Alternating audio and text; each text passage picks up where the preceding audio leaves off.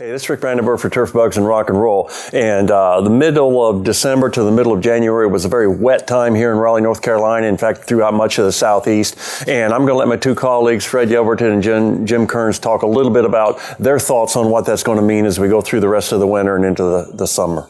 Thank you, Rick. Jim Kearns here, NC State turfgrass pathologist. As Rick mentioned, we've had about a foot of rain from December to January, and what is that going to mean moving forward? Basically, that amount of rain is a reset button for any fungicides applied. So at the time of filming this, golf course putting greens, especially Bermuda grass, are under covers.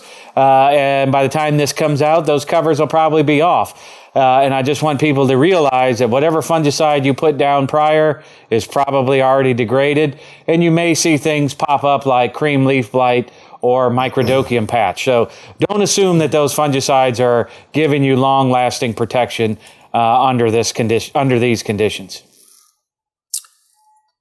Well, let me just chime in on herbicides here for a second on weed management. And again, thanks, Rick, for allowing us to do this. I'm not nearly as concerned about the temperature swings that we're having from a weed control standpoint as I am the rainfall.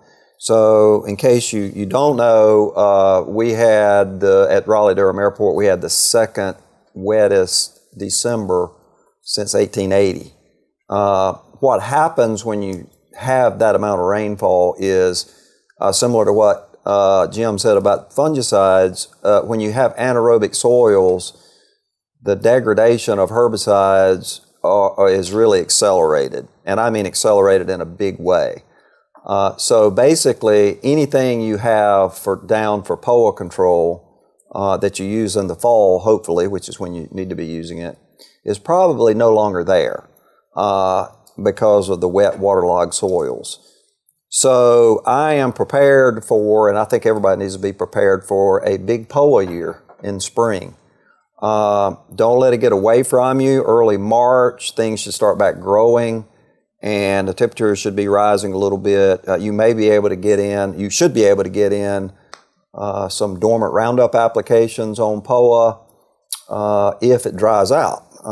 So we not only need warm temperatures for Roundup applications, we need soils dry enough that you can get out and spray, and that could be an issue here with this rainfall pattern we're in.